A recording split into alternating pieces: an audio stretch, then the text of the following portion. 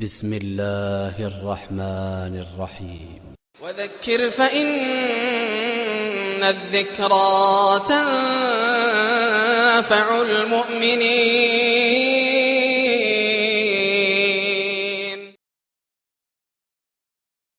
الحمد لله رب العالمين الرحمن الرحيم مالك يوم الدين ونشهد أن لا إله إلا الله ونشهد أن سيدنا ومولانا محمدا عبده ورسوله أرسله إلى الناس كافة بشيرا ونذيرا. أما بعد فإن خير الحديث كتاب الله وخير الهدي هدي محمد صلى الله عليه وسلم وشر الأمور محدثاتها وكل محدثة بدعة وكل بدعة ضلالة وكل ضلالة في النار. أعوذ بالله السميع العليم من الشيطان الرجيم من همزه ونفخه ونفثه. بسم الله الرحمن الرحيم. آمن الرسول بما أنزل إليه من ربه والمؤمنون كل آمن بالله وملائكته وكتبه ورسله لا نفرق بين أحد من رسله وقالوا سمعنا وأطعنا غفرانك ربنا وإليك المصير. لا يكلف الله نفسا إلا وسعها لها ما كسبت وعليها ما اكتسبت. ربنا لا تؤاخذنا إن نسينا أو أخطأنا ربنا ولا تحمل علينا إصرا كما حملته على الذين من قبلنا ربنا ولا تحملنا ما لا طاقة لنا به واعف عنا واغفر لنا وارحمنا أنت مولانا فانصرنا على القوم الكافرين. سبحانك لا علم لنا إلا ما علمتنا إنك أنت العليم الحكيم. رب اشرح لي صدري ويسر لي أمري واحلل عقدة من لساني يفقه قولي واحلل عقدة من لساني يفقه قولي. ساتھیو، سورہ بقرہ کے آخر کی جو 2 آیتیں ہیں ان سے متعلق پچھلے ہفتے گفتگو چل رہی تھی.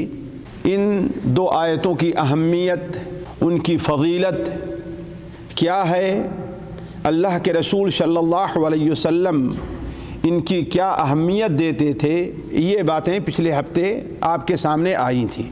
دوسری بات یہ ہے کہ جو 2 آیتیں ہیں ان 2 آیتوں میں سے پہلی آیت کی مختصر سی تفسیر بھی ہوئی تھی. آج دوسری آیت کی مختصر سی تفسیر اور اس سے ہمیں کیا فائدہ حاصل ہوتا ہے وہ آپ کے سامنے رکھتے ہیں. اللہ تبارک و تعالیٰ فرماتا ہے کہ لا یکلف اللہ نفسا الا وسعها. اللہ تبارک و تعالیٰ کسی بھی انسان کو اس کی طاقت سے زیادہ مکلف نہیں بناتا. یعنی اس دنیا میں اللہ تعالیٰ نے ہمیں اور آپ کو اپنی عبادت کے لیے پیدا کیا ہے. اللہ تعالیٰ نے اس دنیا میں ہمیں اور آپ کو اپنے احکام کی پیروی کے لیے پیدا کیا ہے. ہماری زندگی آزاد زندگی نہیں ہے. ہماری زندگی حیوانوں کی زندگی نہیں ہے. ہماری زندگی کیسے رہے گی، کیسے گزرے گی، اللہ تبارک و تعالی نے اس کے لیے ایک دستور رکھا ہے، ایک اصول بنایا ہے. ہمارے ہاں بہت سے لوگ جو کہتے ہیں کہ بھائی میں آزاد ہوں، نماز پڑھوں یا نہ پڑھوں. نہیں، آپ آزاد نہیں. کون کہتا ہے کہ آپ آزاد ہیں؟ آپ مسلمان ہیں کہ نہیں مسلمان ہے؟ نا مسلمان. تو مسلمان کا معنی کیا ہے؟ کہ اللہ اور اس کے رسول کے احکام کا جو پابند ہے. آپ آزاد کہاں؟ آپ کو اللہ نے آزاد نہیں پیدا کیا ہے. الا لہ الخلق والامر. پیدا اس نے کیا ہے آپ کو، لہذا آپ کے اوپر کس کا حکم چلے گا؟ اسی کا حکم چلے گا. لیکن اللہ تبارک و تعالی نے انسان کو اس دنیا میں عمل کے لیے پیدا کیا ہے، لیکن اتنا ہی عمل کا انسان سے مطالبہ اللہ تعالیٰ کرتا ہے جتنا عمل وہ کر سکے. لا یکلف اللہ نفسا الا وسعها. انسان کو اللہ تعالیٰ کسی بھی انسان کو، کسی بھی جان کو، کسی بھی نفس کو اللہ تعالیٰ اتنا ہی مکلف بناتا ہے جتنا اس کے پاس طاقت ہے. مثال کے طور پر اللہ تبارک و تعالی نے آپ کو وضو کرنے کا حکم دیا ہے، لیکن وضو کے لیے پانی چاہیے، پانی نہیں ہے تو کیا مطلب؟ آپ وضو ہی کریں؟ نہیں، یہ آپ کے بس میں نہیں ہے۔ اللہ نے اس کی جگہ پہ کیا تیمم رکھا ہے؟ اللہ نے وضو میں ہاتھ کو یہاں تک دھونے کا حکم دیا ہے بات صحیح کہ نہیں صحیح؟ یہاں تک کیونی سے اوپر تک کیونی سمیت دھونے کا حکم دیا ہے۔ اب اللہ ہر مسلمان بھائی کو محفوظ رکھے، اگر کسی کا ہاتھ یہاں سے کٹ جائے تو کیا کرے گا؟ وہ کہاں سے لائے گا ہاتھ؟ پلاسٹک کا ہاتھ بنوا کر کے اس کو دھو لے؟ نہیں، اب اس کے اوپر دھولنا کیوں؟ اس لیے کہ یہ اس کی طاقت میں نہیں ہے، یہ اس کی طاقت میں نہیں ہے۔ اصل میں ساتھیوں یہ آیت نازل کب ہوئی تھی؟ یہ آیت نازل ہوئی ہے جب اللہ تعالیٰ نے سورہ بقرہ کی اسی دونوں آیتوں سے پہلے والی آیت نازل فرمائی، للہ ما فی السماوات و ما فی الارض، آسمان اور زمین کی حکومت اور بادشاہت اور ملکیت کس کی ہے؟ اس روئے زمین کے ایک ذرے کا کوئی مالک نہیں ہے ساتھیوں، ایک ذرے کا کوئی مالک۔ اللہ نے کسی نبی اور ولی کو، کسی فرشتے کو، کسی جن کو، کسی شیطان کو، کسی بادشاہ کو ایک ذرے کا مالک، سب چیز کا مالک کون ہے؟ اللہ تعالیٰ ہے۔ للہ ما فی السماوات و ما فی الارض، للہ ما فی السماوات و ما فی الارض وَإِن تُبْدُوا مَا فِي أَنفُسِكُمْ أَوْ تُخْفُوهُ يُحَاسِبْكُم بِهِ اللَّهُ، تمہارے دل میں جو کچھ ہے اگر اس کو تم ظاہر کرو یا اس کو تم چھپاؤ، چاہے ظاہر کرو چاہے چھپاؤ، اللہ تعالیٰ ہر ایک کا حساب لے گا تم سے۔ اگر کسی مسلمان بھائی کی بغض اور نفرت اپنے دل میں رکھی ہے تو یہ نہ سمجھو کہ وہ نہیں جانتا ہے، اللہ جانتا ہے، اس پر آپ کا حساب لے گا۔ زبان سے گالی دو گے اس کا بھی حساب لے گا، دل میں بغض اور نفرت رکھو گے اس کا بھی حساب لے گا۔ تو صحابہ کرام نے اس سے یہ سمجھا کہ مثال کے طور پر ایک شخص راستے میں جا رہا ہے، راستے میں جا رہا ہے، ایک پڑی ہوئی چیز ہے اسے بڑی اچھی لگی، وہ یہ دیکھتا ہے کہ کوئی اس کو دیکھ ہمیں نہیں رہا، اٹھا کر کے جیب میں رکھ لے، یہ سوچا، لیکن آگے پہنچتا ہے تو کیا ہے، وہ کوئی دوسرا آدمی اٹھا لیتا ہے، یا وہ سوچتا ہے کہ چلو کیا کریں گے اس کو لے کر کے، تو گناہ کا ارادہ کیا کہ نہیں کیا؟ تو صحابہ نے سمجھا کہ اس پر بھی ہمارا حساب لیا جائے گا۔ تو جب یہ آیت نازل ہوئی کہ وَإِن تُبْدُوا مَا فِي أَنفُسِكُمْ أَوْ تُخْفُوهُ يُحَاسِبْكُم بِهِ اللَّهُ، تم اپنے دل میں کوئی عیب چھپاؤ، کوئی گناہ چھپاؤ یا اس کو ظاہر کرو، قیامت کے دن اللہ تعالیٰ اس کا حساب لے کر کے رہے گا۔ حضرت عبداللہ ابن عباس کی حدیث مسند احمد صحیح مسلم میں ہے کہ صحابہ کرام جو حقیقی مومن تھے ساتھیوں، نبی صلی اللہ علیہ وسلم کی خدمت میں حاضر ہوئے اور اپنا گھٹنا ٹیک کر کے بیٹھ گئے، جس میں حضرت ابوبکر بھی تھے۔ کہا اے اللہ کے رسول، اب تک اللہ تعالیٰ نے ہمیں نماز پڑھنے کا حکم دیا، ہم نماز پڑھ سکتے ہیں، روزہ کا حکم دیا، روزہ رکھ سکتے ہیں، جہاد کا حکم دیا، جہاد کر سکتے ہیں، لیکن ایک ایسی چیز کا اللہ نے مکلف بنایا ہمارے بس میں ہے ہی نہیں، ہمارے دل میں جو خیالات گزرتے ہیں اللہ تعالیٰ اس پر بھی ہمارا حساب لے گا، تو کون بچ سکتا ہے؟ تو اللہ کے رسول نے کہا کیا تم وہ کہنا چاہتے ہو جو بنو اسرائیل نے کہا کہ ہم نے سنا لیکن ہم مانیں گے نہیں؟ سن تو لیا آپ کی بات کو لیکن ہم مانیں گے نہیں، بلکہ تم کہو سمعنا واطعنا، اے میرے رب ہم نے سن لیا، واطعنا اور آپ کی بات مان لی، جیسا آپ کہہ رہے ہیں ہم ویسے ہی کریں گے، اگر اس کرنے میں کوئی غلطی رہ جائے تو غفرانک، آپ ہمیں معاف کر دیجیے گا۔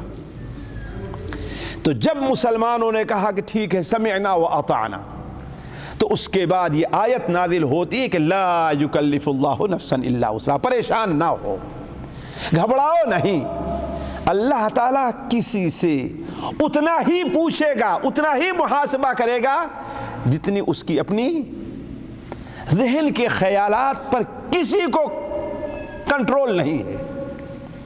دلی خیالات پر کسی کا کوئی بس نہیں ہے، لہذا اللہ تعالیٰ اس پر آپ کی گرفت بھی نہیں کرے گا۔ تو اس وقت آیت نازل ہوئی لا یکلف اللہ نفسا الا وسعها۔ اللہ تعالیٰ کسی انسان پر نیکی کا کام ہے یا برائی کے چھوڑنے کا کام ہے، اللہ تعالیٰ اتنا ہی حساب لے گا جتنا انسان۔ اب مثال کے طور پر ایک شخص ہے، ایک عورت ہے، ایک شخص ہے، اسے سلسل بول کی بیماری ہے مثال کے طور پر۔ اب وہ پیشاب برابر اس کا گر رہا ہے، بہت سے لوگوں کو اللہ تعالیٰ اسی مصیبتوں میں مبتلا کرتا ہے۔ اب ظاہر بات ہے وضو کرنے کے لیے کیا چاہیے؟ پاک استنجا کرنا چاہیے نا، لیکن وہ استنجا نہیں کرتا تو کیا کرے گا؟ کیا کرے گا؟ نماز نہیں پڑھے گا؟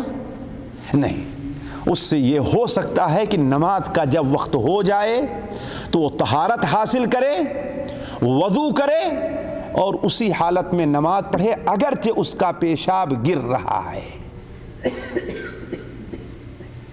اگرچہ اس کا پیشاب گر رہا ہے، اسی حالت میں نماز پڑھے۔ اگر آپ جس کو بیماری نہیں ہے وہ اس حالت میں اس کا پیشاب نکلا، اس کی نماز ہوگی؟ جی نہیں ہوگی۔ لیکن اس کی نماز کیوں؟ اس لیے کہ اس کے اختیار میں یہ لا یکلف اللہ نفسا الا وسعها، لا یکلف اللہ نفسا الا وسعها۔ آپ ہیں، جا رہے ہیں، آپ کے پاس 10,000 روپے ہیں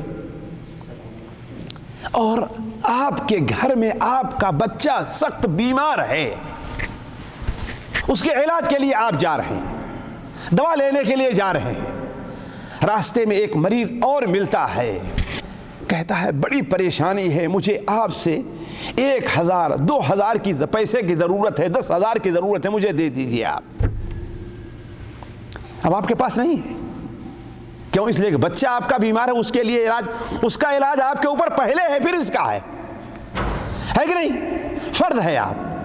اب آپ کیا کریں گے؟ اگر آپ اس مریض کو نہیں دیتے ہیں اپنے مسلمان بھائی کو تو اللہ تعالیٰ اس پر آپ کی کوئی گرفت نہیں کرے گا، لیکن اگر آپ کے پاس زیادہ ہیں، آپ کا پڑوسی بغل میں بھوکا ہے اور آپ آسودہ پیٹ سو رہے ہیں تو اللہ تعالیٰ اس پر آپ کی گرفت کرے گا کہ تیرا بھائی تیرے بغل میں بھوکا سو رہا تھا اور تیرے پاس پیسے تھے۔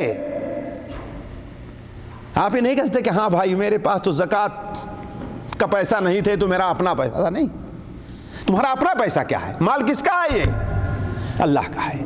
وَآتُوهُم مِّن مَّالِ اللَّهِ الَّذِي آتَاكُمْ، جو مال اللہ نے تمہیں دیا اس میں سے دو اس کو۔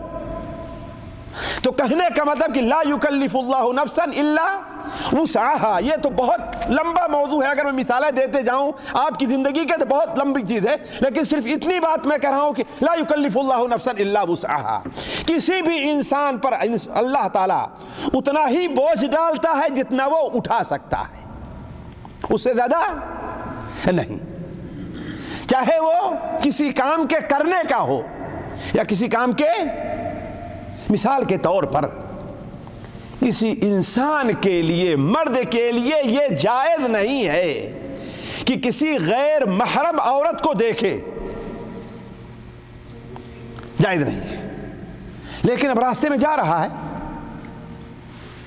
جہاز پر بیٹھ رہا ہے، اب پانی کس سے مانگے گا؟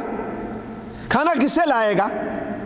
تو یہ اس کے بس میں ہے، اس پر اللہ تعالیٰ گرفت نہیں کہا۔ ہاں لیکن جب ٹکٹکی باندھ کر کے شہرت دیکھنے لوگوں گے تو ہے کہ نہیں، اس پر تو گرفت کرے گا نا، لیکن ایسے نظر پڑ گئی تو۔ لیکن آدمی اپنے گھر سے نکلے ہی اس لیے کہ مجھے کیا کرنا ہے، جی لڑکیوں کو دیکھنا ہے، تو اس پر تو اللہ گرفت کرے نہیں، گرفت کرے گا۔ تو لا یکلف اللہ نفسا، اللہ تعالیٰ کسی انسان پر اس کی طاقت سے زیادہ بوجھ نہیں ڈالتا، خواہ واجبات کا کسی کام کا کرنا ہے یا کسی کام کا چھوڑنا ہے، لیکن لہا ما کسبت وعلیہا ما اکتسبت، جو انسان نیکی کرے گا اس کو پورا پورا اجر ملے گا، بلکہ ایک پر 10 ملے گا، بلکہ 10 سے بڑھا کر کے اللہ تعالیٰ 700 گنا تک دے سکتا ہے، بلکہ بعض اعمال ایسے ہیں کہ اللہ بے حساب دے سکتا ہے کہ نہیں؟ اللہ دے گا نا، یضاعف لمن یشاء انما یوفی الصابرون اجرهم بغیر حساب، صبر کرنے والوں کو اللہ بغیر حساب کے اجر دے گا۔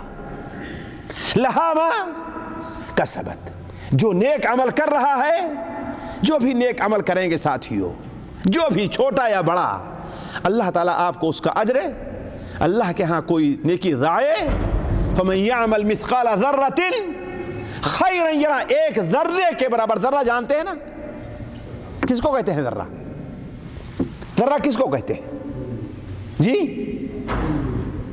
ذرہ اگر بھی دھوپ نکلے اور دھوپ اندر آ رہی ہو تو آپ کو کچھ ذرے اڑتے دکھائی دیں، یہ ذرہ ہے۔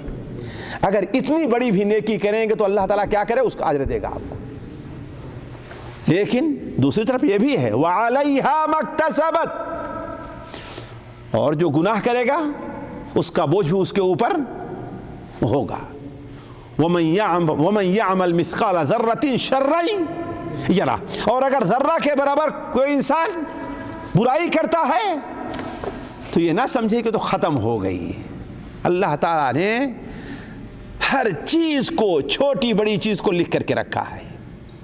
مَا لِهَذَا الْكِتَابِ لَا يُغَادِرُ صَغِيرَةً وَلَا كَبِيرَةً إِلَّا أَحْصَاهَا، قیامت کے دن آپ کے نامہ اعمال آپ سامنے دے دیا، یہ لیجیے پڑھ لیجیے، اقرأ کتابک، خود ہی پڑھ کر کے فیصلہ کر لو کہ تم جنت میں جانے کے حقدار ہو یا کہ جہنم میں جانے کے حقدار ہو۔ اس لیے ظاہر بات ہے اب یہ ہے کہ لہا ما کسبت وعلیہا ما اکتسبت، اور یہ بھی ہے کہ انسان بیچارہ کیا ہے، اس سے غلطی ہوتی ہے، اس سے کوتاہی، بھول ہو جاتی ہے۔ اس کے لیے اللہ تعالی ہمیں اور آپ کو ایک بہترین سی دعا سکھا رہا ہے ساتھیوں، خود اللہ سکھا رہا ہے اس دعا کو، اور اللہ تعالیٰ یہ وعدہ بھی کر رہا ہے کہ جو دعا کرو گے میں اسے پوری بھی کروں گا۔ اس دعا کو ہر انسان کو یاد کر لینا چاہیے۔ اللہ تعالیٰ کیا فرماتا ہے؟ اللہ تعالیٰ فرماتا ہے کہ کہو، کیا کہتے ہیں؟ ربنا لا تؤاخذنا ان نسینا او اخطأنا، اے میرے رب اگر ہم سے بھول ہو جائے، او اخطأنا، یا ہم سے غلطی ہو جائے، ہم سے بھول ہو جائے یا ہم سے غلطی ہو جائے تو اے اللہ تعالیٰ اس پر ہماری گرفت نہ کیجیے گا، ہمیں پکڑیے گا نہیں۔ جب بندہ یہ دعا کرتا ہے تو اللہ تعالیٰ فرماتا ہے جاؤ میں ایسے ہی کروں گا، تم سے جو بھول ہو جائے گی اور جو غلطی ہو جائے گی۔ اسی لیے ساتھیوں فرق ہے غلطی ہونا اور غلطی کرنا، ٹھوکر لگنا اور ٹھوکر مارنا، دونوں فرق ہے نہیں؟ فرق ہے۔ کوئی جا رہا ہے، اس کی ٹھوکر لگ گئی، آپ اس کو معاف کر دیں گے، غصہ آئے گا تھوڑی دیر کے لیے لیکن چلو کوئی بات نہیں، لیکن اگر ٹھوکر مار کے جا رہا ہے تو پیر توڑ دیں گے اس کا، ہے کہ نہیں؟ تو فرق ہے ٹھوکر لگنے میں اور ٹھوکر مارنے میں۔ ایسے فرق ہے غلطی ہونے میں اور غلطی کرنے میں۔ اللہ تعالیٰ یہ وعدہ کرا جو تم سے غلطی ہو جائے گی، یہ نہیں کہ غلطی کرتے رہو کرتے رہو کرتے رہو، نہیں، جو غلطی ہو جائے گی اس پر ہم تمہاری گرفت نہیں کریں گے، تمہیں بخش دیں گے، معاف کر دیں گے۔ ربنا لا تؤاخذنا ان نسینا او اخطانا ربنا ولا تحمل علينا اصرا كما حملته على الذين من قبلنا، اے اللہ تبارک و تعالی ہمارے اوپر اتنا بوجھ نہ ڈال جتنا بوجھ آپ نے ہم سے پہلی قوموں پر ڈالا تھا۔ ہم سے پہلی قوم کون ہے؟ یہود اور نصارہ ہیں۔ یہود اور نصارہ پر کیا بوجھ ڈالا تھا؟ یہودیوں سے غلطی ہو گئی، غلطی ہو گئی۔ وہ غلطی کیا ہو گئی کہ بچھڑے کو پوجنا شروع کر دیا۔ حضرت موسیٰ علیہ السلام حضرت ہارون کو چھوڑ کر کے گئے، اللہ نے ان کو بلایا تورات یا دینے کے لیے، تو 30 دن کے لیے اللہ نے بلایا تھا، کتنا کر دیا؟ 40 دن کر دیا. وہ اپنا واتممناہا بعشر، 10 ملا کر کتنا کر دیا ہم نے. اب حضرت موسیٰ علیہ السلام کو آنے میں دیری ہوئی تو ایک منافق اور چالاک آدمی ان میں یہ تھا. یہودی بڑا منافق اور بڑا چالاک ہوتا ہے. ساری دنیا کو آج بھی اتنا چالاکی میں 2 قومیں ہیں جنہوں نے پوری دنیا کو داؤں پر لگا رکھا ہے. ایک یہود اور دوسرے برہمن، اور دونوں کی ایک ہی نسل ہے. یہ دونوں کی ایک ہی نسل ہے. ہندوستان میں 5-10% برہمن نہیں ہوں گے، لیکن پورے ہندوؤں کو، پورے ہندوستان کو نچایا ہوا ہے.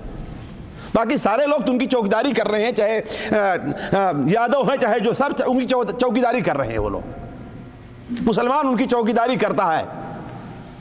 سارے دنیا کو کس نے نچایا ہے؟ پورے ہندوستان کو. صرف 5%-10% برہمنوں نے. جس طریقے سے پوری دنیا کو آج کون نچا رہا ہے؟ سب سے چھوٹا ملک کس کا؟ یہودیوں کا. وہ نچا رہے ہیں پوری دنیا کو. آج امریکہ، یورپ، ساری دنیا کو نچا کر کے رکھا ہے. یہ مکار قوم اور سامری کی جو اولاد ہیں یہ. تو حضرت موسیٰ علیہ السلام کو آنے میں تھوڑی سی تاخیر ہوئی تو کہتا ہے کہ موسیٰ گئے اپنے رب کو تلاش کرنے کے لیے، بھول گئے ان کا خدا تو یہیں بیٹھا ہوا ہے. وہ کیا ہے؟ اسے پتہ نہیں کیا کرشمہ آتا تھا. چونکہ بنو اسرائیل جب مصر سے نکلے تو ان کی عورتوں نے قبطی عورتوں سے، فرعون کی قوم کی عورتوں سے زیور مانگے کہ ہماری عید ہے، ہم عید پر جا رہے ہیں، 1 دن کے لیے دے دو. اسی بہانے سے نکلے تھے نا. جب وہاں سے بھاگے ان سے پیچھا چھوڑا کر کے تو وہ زیور جو لے کر کے آئے تھے وہ بھی ان کے ساتھ تھا. لہذا اب کیا ہوا؟ اس کو لے کر کیسے جائیں؟ اپنا تو ہے نہیں. لہذا آگ جلایا اور سارا زیور اسی میں ڈال دیا. وہ سامری بڑا چالاک تھا، اس نے ایک بچڑے کی شکل بنا لی. اس نے ایک بچڑے کی شکل بنا لی اور بچڑے میں کوئی چیز ڈالا یا اس کا رخ ہوا سے ایسے کیا کہ ہوا داخل ہو تو اس میں آواز آیا کرتی تھی. کہا یہ اصل میں تمہارا رب ہے. میں اسی لیے کہتا ہوں برہمن بھی یہ یہودیوں کے اولاد سے ہے. آج بھی گائے اور اس کا کی پوجا ان کے ہاں یا اس کی تقدیس پائی جاتی ہے. یہ وہیں سے چلی ہے. کہاں سے؟ یہودیوں سے. تو یہود ہی کی اولاد ہیں وہ. تو کہا کہ تمہارے خدا تو یہ ہے. موسیٰ بھول گئے ہیں. دیکھو 30 دن کا وعدہ کر کے گئے نا، 31 32 33 دن ہو گئے نہیں پہنچ رہے ہیں. لہذا اس کو پوجنا شروع کر دیا کہ ہاں ہمارے خدا یہ ہے. ہارون علیہ السلام منع کرتے رہے لیکن مانتا کون ہے؟ اپنے نبیوں کو قتل کرتے تو نبیوں کی بات مانیں گے بدبخت قوم یہ لوگ. چنانچہ موسیٰ علیہ السلام آئے، دیکھا پوری قوم شرک میں مبتلا ہے. موسیٰ علیہ السلام نہ آؤ دیکھے تورات کی جو تختیاں تھی اٹھا کے پھینکا اور اپنے بھائی کو داڑھی پکڑی اور سر پکڑ کر کے اس کو مارنا. حضرت ہارون نے کہا کہ ارے میرے مازاد بھائی ذرا سوچیں، میری اس میں کوئی غلطی نہیں ہے، میں نے تو بچانا چاہا. علی کل حال معاملہ یہ ہوا کہ جب معاملہ ٹھنڈا ہوا اور اپنی قوم کو غلطی کا احساس ہوا کہ ہم نے شرک کیا ہے تو ان کی توبہ کیا ہونی چاہیے. یہ بتا رہا ہوں ساتھیوں، دیکھیے ان کے اوپر کیا سختی تھی اور اللہ نے آپ کے اوپر کتنا اپنا رحم کیا ہے. سختی یہ تھی، ان کی توبہ یہ تھی کہ جن لوگوں نے بتوں کو پوجا تھا، اندھیرے میں تلوار لے کر کے، خنجر لے کر کے ایک دوسرے کو مارنا شروع کریں، ایک دوسرے کو قتل کرنا شروع کریں. یہ قرآن کی بات ہے، سورہ بقرہ کے اندر ہے. فَاقْتُلُوا أَنفُسَكُمْ، ایک دوسرے کو قتل کرنا شروع کریں. جو آخر میں بچیں گے ان کی بھی توبہ اللہ قبول کر لے گا اور جو مر جائیں گے ان کی بھی توبہ قبول کرے گا. ذرا دیکھیے کتنا مشکل کام تھا توبہ کی قبولیت ساتھیوں. ان کے کپڑے میں اگر پیشاب لگ جائے تو سنن ابو داؤد کی روایت ہی کیا کرتے تھے، اس کو دھونے سے پاک نہیں ہوتا تھا، اس کو کاٹ دینا چاہیے. لیکن آپ کے لیے اللہ نے کیا رکھا ہے؟ یہ آسانیاں رکھی. تو یہی دعا بندہ کر رہا ہے، اے ہمارے رب، ربنا ولا تحمل علینا اصرا کما حملتہ علی الذین من قبلنا، اے ہمارے رب ہمارے اوپر اتنا بوجھ نہ ڈال جیسا بوجھ آپ نے ہم سے پہلی قوموں کے اوپر ڈالا تھا. عیسائیوں کے ہاں کیا ہے؟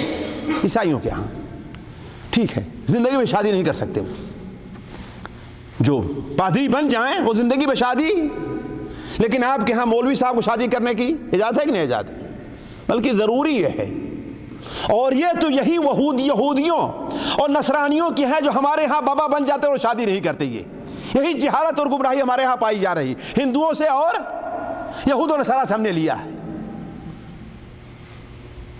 تو کہنے کا مطلب یہ ہے کہ ان کے ہاں یہ تھا لیکن اسلام میں یہ نہیں ہے. تو بندہ کہتا ہے وَلَا تُحَمِّلْنَا مَا لَا طَاقَةَ لَنَا بِهِ، اے اللہ تعالی ہمارے اوپر اتنا بوجھ نہ ڈال جتنا بوجھ اٹھانے کے جتنا بوجھ آپ نے ہم سے پہلی قوموں پر ڈالا تھا. اللہ کہتا ہے چلو میں ایسا ہی کروں گا، چلو میں ایسا ہی کروں گا.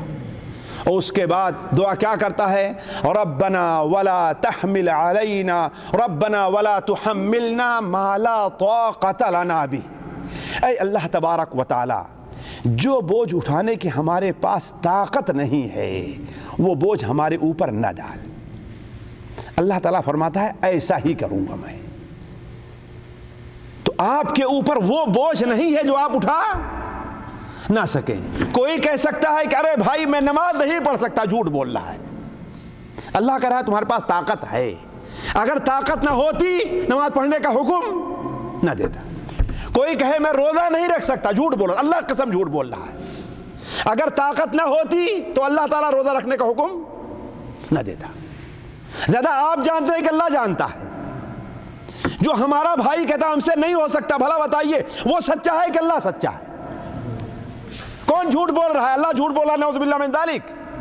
جی ہمارا بھائی جھوٹ بول رہا ہے جو کہتا ارے بھائی ہم سے تو نہیں ہو سکتا، ہم یہ کام نہیں کر پاتے ہیں، بڑا مشکل کام ہے، جھوٹ بول رہے.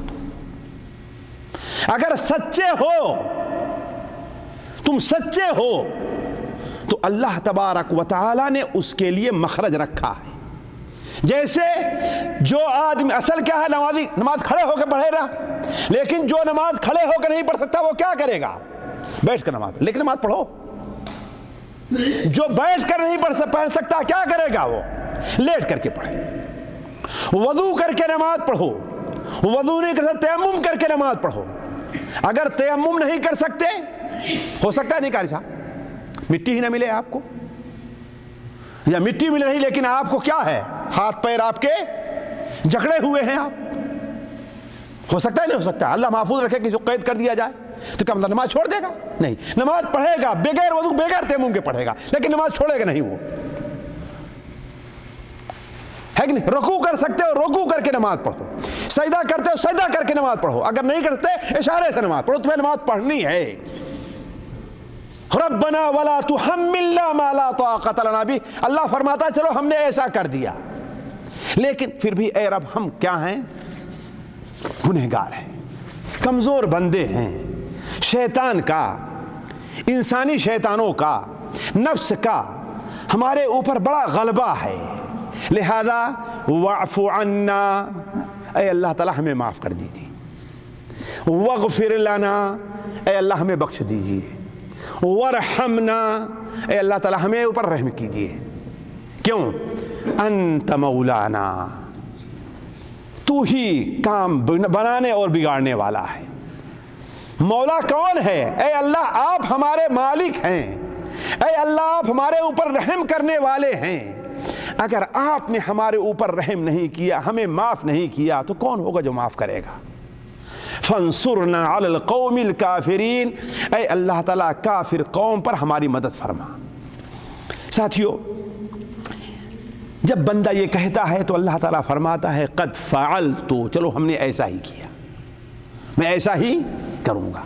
یہ مختصر تفسیر تھی. اب ہم یہ آتے ہیں، ذرا دیکھیں اس سے ہمیں آپ کو فائدہ کیا حاصل ہوتا ہے. پہلی چیز یہ ہے ساتھیو، پہلا فائدہ یہ ہے کہ ہر مسلمان کو جو یہاں موجود ہے، اسے بھی جو نہیں اسے بھی لازماً ان دونوں آیتوں کو یاد کرنا چاہیے، ان کے معنی کو سمجھنا چاہیے، اور اسے پڑھے بغیر سونا نہیں چاہیے. حضرت علی رضی اللہ تعالیٰ عنہ بیان کرتے ہیں کہ میں نہیں سمجھتا کہ کوئی شخص مسلمان ہے، میں نہیں سمجھتا کہ کوئی شخص مسلمان ہے، اسلام کو سمجھتا ہے اور بغیر ان دونوں آیتوں کو پڑھے سو جاتا ہے، ان آیتوں کو پڑھے بغیر سو جاتا ہے، میں نہیں سمجھتا کہ وہ انسان اسلام کو سمجھ رہا ہے۔ تو کوشش یہ کرنی چاہیے کہ ان دونوں آیتوں کو آمن الرسول سے یاد کرنا کوئی نہیں۔ آپ کہتے ہیں مشکل ہے، میں کہتا ہوں مشکل اس وقت ہے جب کہ آپ یاد نہیں کرنا چاہتے، تو مشکل ہے، لیکن آپ یاد کرنے کی کوشش کریں تو کوئی مشکل نہیں، کوئی مشکل نہیں ہے۔ لیکن کب؟ جب کہ آپ یاد کرنے کی کوشش کریں تو، لیکن جب یاد ہی نہیں کریں گے تو مشکل تو ہے ہی بات، ہے کہ نہیں؟ پہلا فائدہ۔ دوسرا فائدہ، دلی خیالات انسان کے معاف ہیں، لیکن اس کی دو قسم ہے ساتھیوں۔ ایک خیالات یہ ہے کہ انسان کے دل میں آئے اور اس کو انسان جھٹک دیا، اس پر کوئی گرفت نہیں ہے۔ لیکن ایک خیال ہے کہ انسان سوچتا رہتا ہے، مزے لیتا رہتا ہے، تو اس پر کیا ہے؟ اللہ تعالیٰ گرفت کرتا ہے۔ کیوں؟ اس لیے کہ اس کے اختیار میں ہے نا، استغفر اللہ پڑھے وہ چھوڑ دینا۔ ایک انسان ہے، آپ کے بھائی کا حسد آپ کے دل میں پیدا ہوا، فوراً آپ نے اس کو ختم کر دیا۔ ان الذین اذا مسهم طائف من الشیطان تذکروا فاذا هم مبصرون۔ جب شیطان کی طرف سے کوئی وسوسہ انہیں پہنچا تو فوراً اللہ کو یاد کر لیا۔ اسی لیے علماء کہتے ہیں کوئی بھی انسان ایسا نہیں ہے جس کے دل میں حسد نہ پایا جائے۔ حسد ہوتا ہے، لیکن مومن وہ ہے اس کو چھپا لیتا ہے، اور منافق ہے اس کو ظاہر کر دیتا ہے۔ تو ایسے خیالات جس پر انسان جمع رہے، اللہ تعالیٰ اس پر اس کی گرفت کرتا ہے۔ تیسرا فائدہ ساتھیوں، اس کی طرف پچھلے مجلس میں ہم نے کچھ اشارہ کیا تھا، ایمان اور عمل کے سب مکلف ہیں، نبی ہے تو، ولی ہے تو، عام انسان ہے تو، ہر ایک کو حکم ہے کہ وہ ایمان لے آئے۔ کیا کرے؟ وہ ایمان لائے۔ کن چیزوں پر ایمان لائے؟ جی، ایمان کن چیزوں پر لانا ہے؟ اللہ پر ایمان۔ آمن الرسول ما انزل الیہ من ربہ والمؤمنون۔ اللہ رسول ایمان لے اور مومن بھی ایمان لے آ رہا ہے۔ تو ایمان ہر ایک کے اوپر ہے، رسول پر بھی ہے، ولی پر بھی ہے، اور عام انسان پر بھی ہے۔ ہر ایک کو ایمان لے آنا ہے اور ہر ایک کو عمل کرنا ہے، ہر ایک کو عمل کرنا ہے۔ کسی کو عمل سے فرصت نہیں ہے۔ یہ نہیں ہے کہ ہاں بھائی وہ ولی ہے تو عمل نہ کرے۔ جیسے ہمارے ہاں بہت سے لوگ رہتے ہیں، مسجد میں نماز پڑھنے، کہاں؟ خانہ کعبہ میں نماز پڑھتے ہیں۔ لوگوں کو دھوکہ دینے کے لیے کیا ہے؟ ہم خانہ کعبہ میں، ہے کہ نہیں؟ بہت سی عورتیں ہیں آپ کے سامنے پردہ کریں گے، لیکن پیر کے سامنے گئیں تو جی ان کے پیر بھی دبانا شروع کر دیں گی، ان کے سر بھی دبانا شروع کر دیں گی، ہے نا؟ تو یہ جائز ہے؟ اللہ کی قسم وہ اللہ کا ولی نہیں، شیطان کا ولی ہے جو بیٹھا ہوا ہے، وہ شیطان کا ولی ہے۔ اس لیے کہ ایمان اسلام کے جتنے احکام ہیں اس کا ہر انسان مکلف ہے۔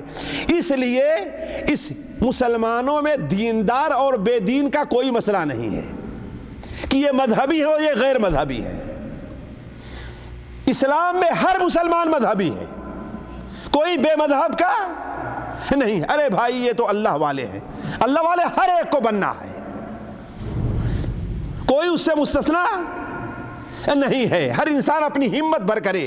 اسی لیے دیکھیں اللہ کے رسول صلی اللہ علیہ وسلم سب سے زیادہ اللہ کے بات کرنے والے تھے۔ آپ سے بڑا کوئی ولی ہوگا؟ کوئی ولی ہوگا آپ کے سے بڑا؟ نہیں ہو سکتا، لیکن سب سے زیادہ بات کرنے والے تھے۔ یہاں تک کہ صحابہ کرام تھک جایا کرتے تھے، لیکن آپ تھکتے نہیں تھے۔ حضرت عبداللہ بن مسعود کا واقعہ پچھلے ہفتے ہم نے ذکر کیا ہے نا، کہ وہ آپ مسجد میں آئے، دیکھا آپ سب کھڑے ہو کے نماز پڑھ رہے ہیں، بغل میں کھڑے ہو گئے، آپ پڑھتے جا رہے ہیں، پڑھتے جا رہے ہیں، پڑھتے جا رہے ہیں، رکوع کرنے کا نام ہی نہیں لے رہے ہیں۔ حضرت عبداللہ بن مسعود نے کہا کہ میرے پیر میں درد ہوا، ہم نے سوچا کہ چھوڑ، میری نیت بدلنے لگی۔ اب ان کے ساتھی نے کہا کیا نیت بدل رہی تھی؟ کہا میں سوچ رہا تھا کہ چھوڑ کر کے میں بیٹھ جاؤں، آپ اپنا پڑھتے رہیں آپ۔ تو بھلا بتائیے، تو جو جتنا ہی بڑا مومن ہوگا اللہ کی اتنی ہی زیادہ عبادت کرنے والا ہوگا۔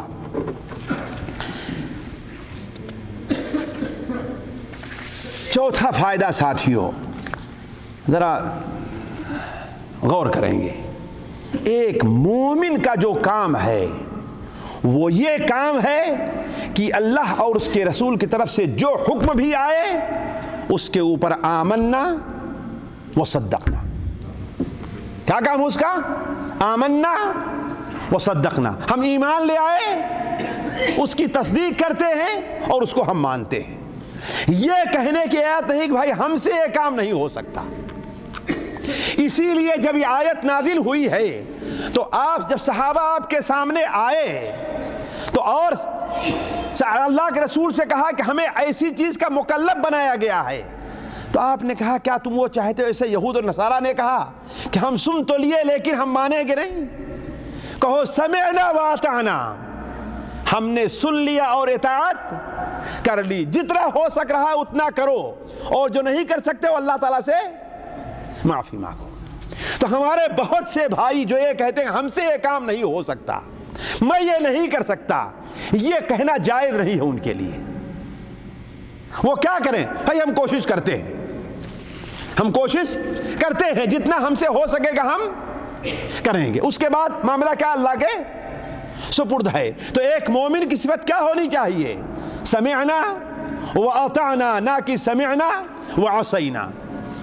پانچویں چیز ذرا غور کریں گے ساتھیوں، ہر انسان جو انسان ہے، ہر انسان جو انسان ہے، نبی سے لے کر کے جس کا مقام بہت اونچا ہے، اتنا اونچا ہے کہ ہم اور آپ اس کا تصور نہیں کر سکتے، اور ایک عام انسان تک اللہ تعالیٰ کی مغفرت کا محتاج ہے، اللہ تعالیٰ کی بخشش کا محتاج ہے۔ نبی ہے تو، ولی ہے تو، ہم اور آپ ہیں تو اللہ تعالیٰ کی مغفرت کا اور اس کی بخشش کا، اللہ کے معاف کرنے کے ہم محتاج ہیں۔ تبھی تو اس میں ہمیں کیا سکھایا گیا ہے؟ لا سمعنا واطعنا غفرانک، اے اللہ تعالیٰ تیری مغفرت چاہتے ہیں۔ ہمارے یہاں عجیب ایک مسئلہ کھڑا ہوتا ہے، اگر کوئی کہا جائے تو کہہ رہے نبی اور ولی گناہ کرتے ہیں، تم نے دین کو سمجھا نہیں ہے، تم نے اللہ کی اہمیت کو نہیں جانا ہے۔ حضرت آدم علیہ السلام، قرآن تو سچا ہے نا ساتھیوں، اس میں تو کوئی غلطی نہیں ہے۔ حضرت آدم علیہ السلام سے غلطی ہوئی کہ نہیں ہوئی؟ ہر انسان جب معافی کا محتاج، اس کا مطلب کیا ہے؟ اس سے غلطی بھی ہوتی ہے، چاہے نبی ہو یا ولی ہو۔ سب سے پہلے انسان کون ہے؟ حضرت آدم علیہ السلام ہے نا، ان سے غلطی ہوئی نا، ہوئی نا غلطی۔ اللہ تعالیٰ نے کیا کہا؟ ٹھیک ہے اس درخت سے تم نہ کھانا، باقی سارا کام کر لینا، لیکن اللہ کی نافرمانی کی ہے نا، تو کیا کہا؟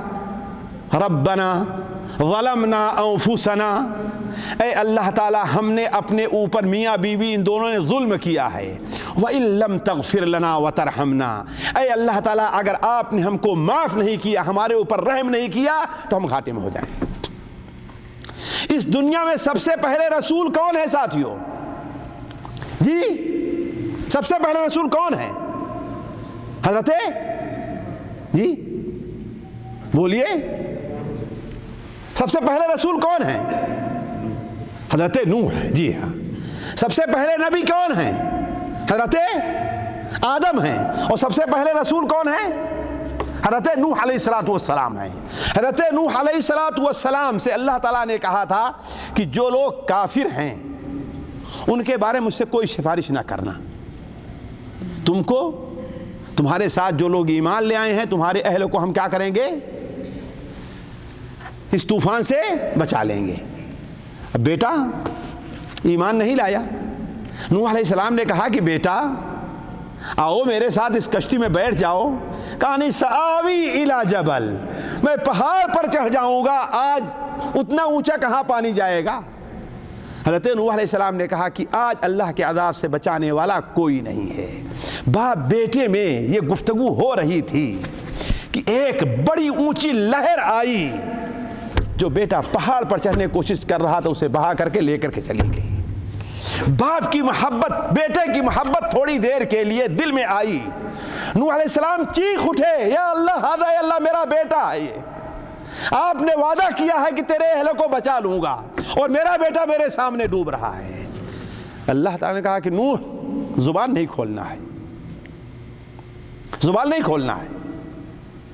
ہم نے تم سے کہا تھا کہ جو لوگ ظالم ہیں ان کے بارے میں گفتگو نہ کرنا۔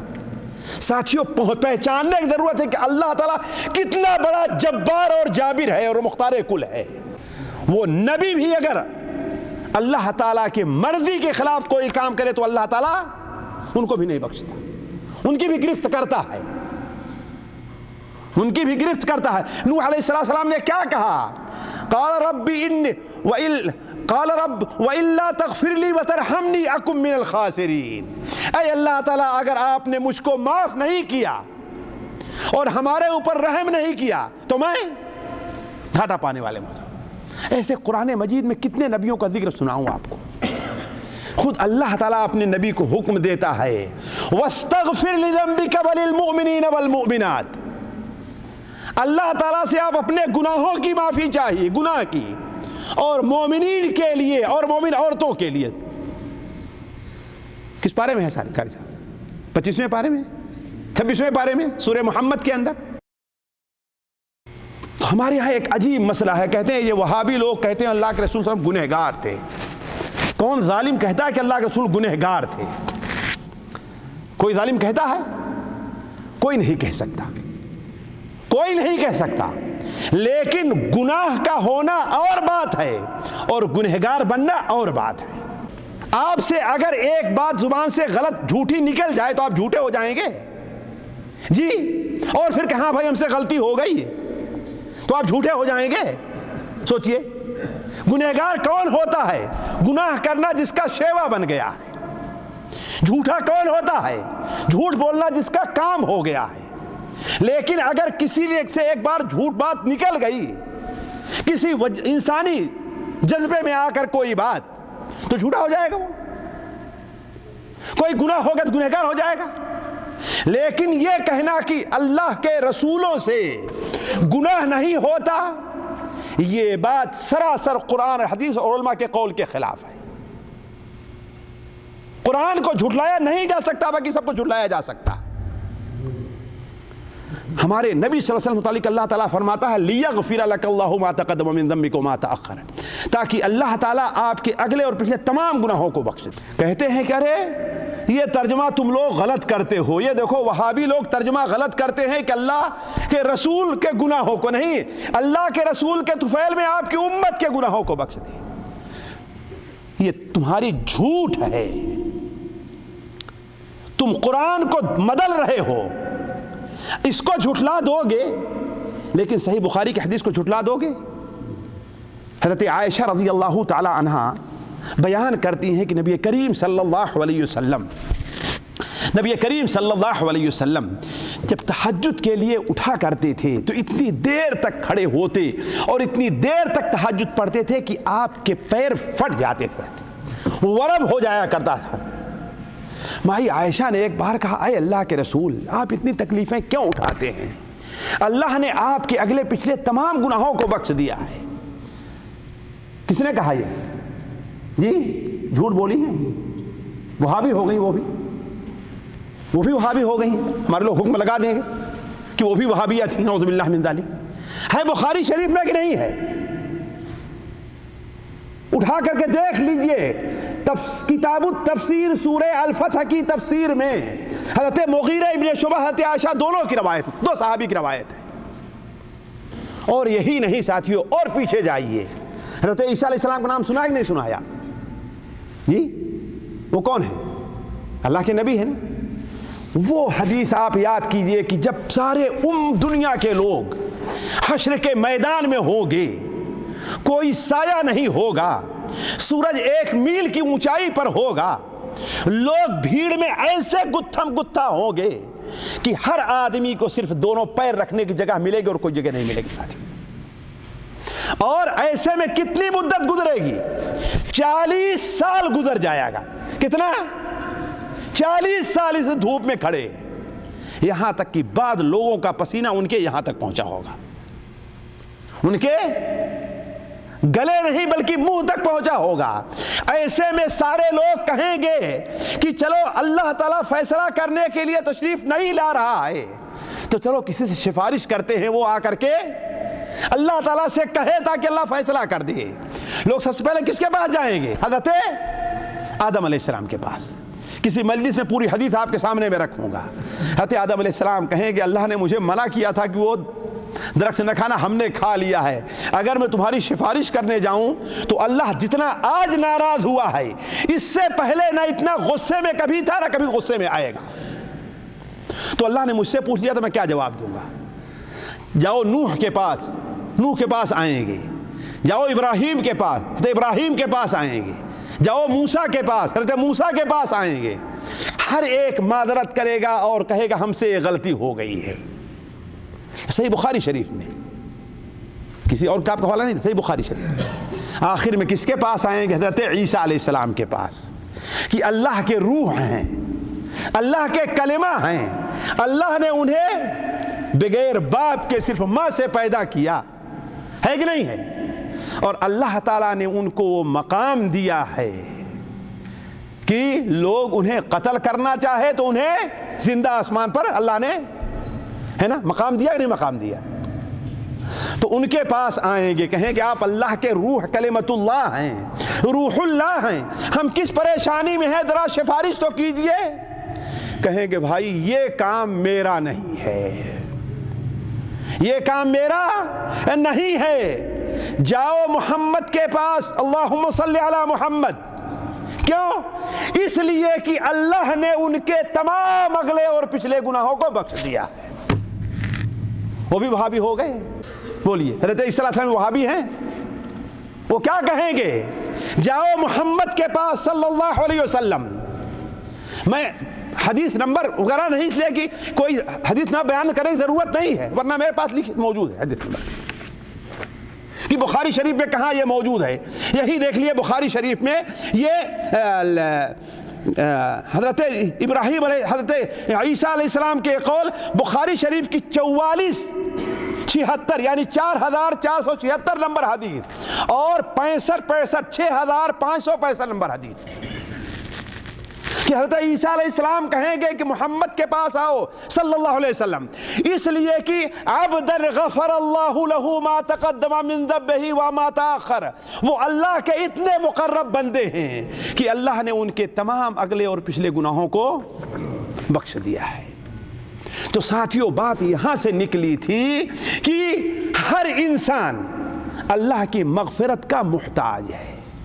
اسی لیے تو ہمارے نبی صلی اللہ علیہ وسلم صحیح بخاری شریف میں ہے کہ ایک مجلس میں بسا اوقات کتنی بار، ایک دن میں 70 بار استغفر اللہ پڑھا. کتنی بار؟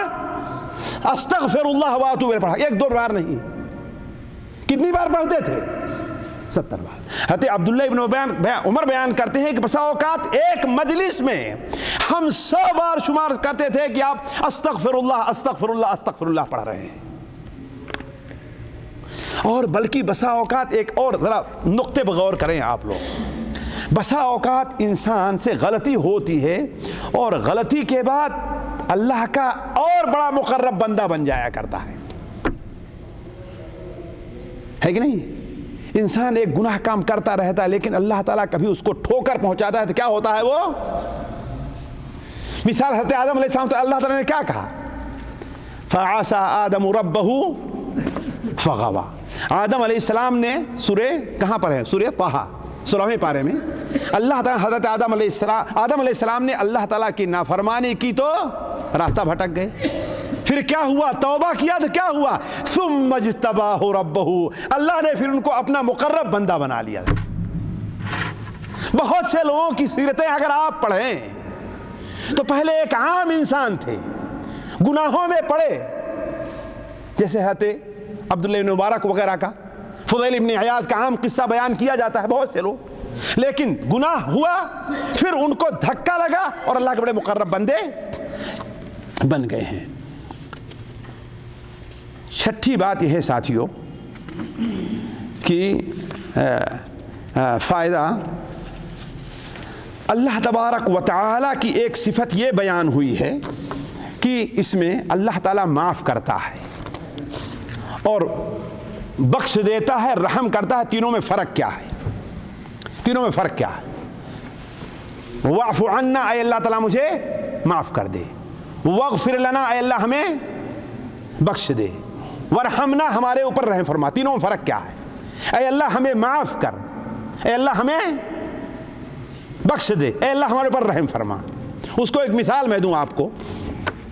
ایک کام کرنے والا آدمی ہے، اپنے مدیر کے پاس کام کرتا ہے، اس سے غلطی ہو گئی، کہا کہ معاف کرے۔ مدیر نے کہا کہ اچھا میں چھوڑ دے رہا ہوں، ہے نا، لیکن اس کو اپنے ذہن میں رکھا کہ اگر دوبارہ غلطی کرے گا تو اس پر اور دوبارہ دوسروں دونوں پر پکڑوں گا۔ معاف تو کر دیا نا، لیکن بخشا نہیں ہے۔ اس نے معاف کیا ہے لیکن بخشا، اس کو لکھ کر کے رکھا ہوا ہے کہ دوبارہ غلطی ہوئی تو، اور یہی چیز ہے بخش دینا، کہ چلو اب اس پر تمہارا کوئی مواخذہ ہوگا ہی نہیں، ہے کہ نہیں؟ فرق سمجھے دونوں میں نا؟ اچھا ایک اور چیز ہوتی ہے، چلو ٹھیک ہے آئندہ بھی تم سے کوئی ایسی غلطی ہوئی تو میں اسے معاف کر دوں گا، یہ گویا کہ رحم کرنا ہوا، یہ گویا رحم کرنا ہوا۔ تو یہی بندہ دعا کر رہا ہے، اے اللہ تعالیٰ تو ہمیں معاف کر دے اگر ہم سے کوئی غلطی ہوئی ہے تو، اور اے اللہ تعالیٰ تو اس کے اوپر پردہ ڈال دے، معاف کر دے، اب اس کے بارے میں ہم سے محاسبہ، ورحمنا، اور آئندہ بھی اللہ تعالیٰ ہمیں گناہوں سے بچا اور محفوظ رکھنا ہے، ہمیں وہ عمل کی توفیق عطا فرما جو اس سے ہمارے لیے بہتر ہو۔ یہ اللہ تعالیٰ کی خاص مہربانی اپنے